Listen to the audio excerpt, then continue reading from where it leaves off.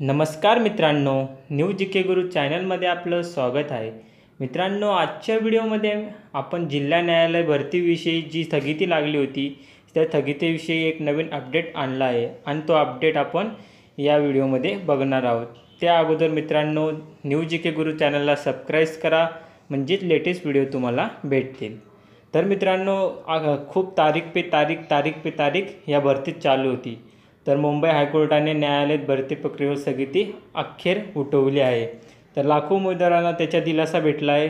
त्याविषयी अपडेट बघा असा आहे की राज्यातील जिल्हा न्यायालयामधील स्टेनोग्राफर, कनिष्ठ कारकून आणि शिपाई हमालाच्या एकूण 9,000 पदासाठी भरती प्रक्रियेवर स्थगिती मुंबई हायकोर्टाने गुरुवारी उठवली आहे।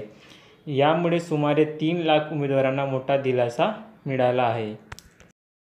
तसेच जिल्हा न्यायालयामधील स्टेनोग्राफरच्या 1013 जागा होत्या, कनिष्ठ कारकूनच्या 4738 जागा होत्या आणि शिपाई हमालच्या 3179 पदांसाठी भरती प्रक्रिया सुरू करण्यात आली। या भरती प्रक्रियेसाठी ऑनलाईन पद्धतीने अर्ज मागवण्यात आले होते। 7 ऑगस्टपर्यंत ही भरती प्रक्रिया पूर्ण केली जाणार होती। तसेच जवळपास 3.5 लाख उमेदवारांनी या पदासाठी अर्ज केले होते। मात्र या भरती प्रक्रियेत अंधांसाठी जागा ठेवण्यात आलेल्या नव्हत्या। हे 2016 दिव्यांग कायद्याने उल्लंघन असल्याचा आरोप करत समाजसेवी संस्थेने हायकोर्टात याचिका दाखल केली होती। या याचिकेवरून सुनावणी दरम्यान हायकोर्टाने एप्रिलमध्ये या भरतीला स्थगिती दिली होती।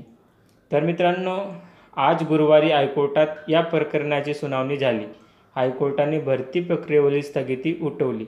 भरती प्रक्रियेत दिव्यांगांसाठी राखीव कोटा मोकळा ठेवून सर्वसामान्य भरती प्रक्रिया सुरू करावी असे हायकोर्टाने सांगितले। तसेच दिव्यांगांसाठी राखीव असलेल्या 4% जागांसाठी विशेष भरती प्रक्रिया राबवून त्या जागा भरण्यास हायकोर्टाने स्पष्ट केले आहे। यामुळे दिव्यांग उमेदवारांनाही दिलासा मिळाला आहे।